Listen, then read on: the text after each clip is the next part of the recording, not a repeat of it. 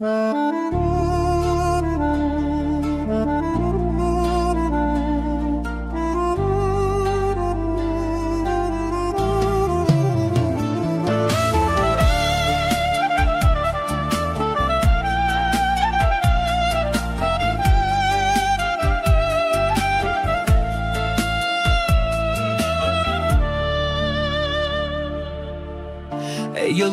vatanım şerti Türkistan.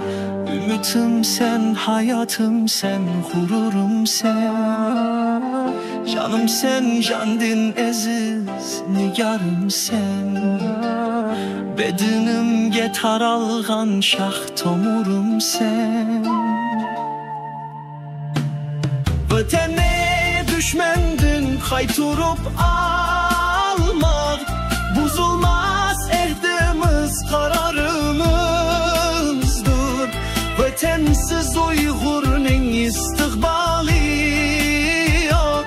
Vatan sen bizlerinin imanımızdır. Vatane düşmendin kayturup almak.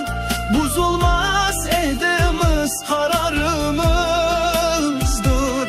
Vatansiz Uygur'un istikbali yok. Vatan sen bizlerinin imanımızdır.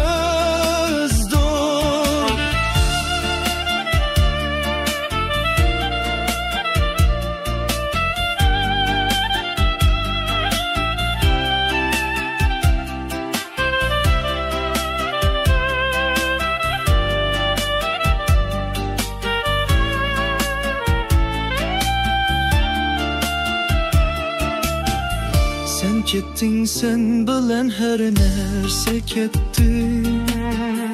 Behit yok, huzur yok, çiraylar saman. Kök bayrak kolumda ketmisem sanga. Düşmenin vizisimen ucun haram. Vatani düşmendin kayturup bozulmaz ehdimiz, kararımızdır. Vatansiz Uygur'un istikbali yok. Vatan sen bizlerinin imanımızdır. Vatane düşmendin kayturup almak. Bozulmaz ehdimiz, kararımızdır. Vatansiz Uygur'un istikbali yok. Vatan sen bizlerinin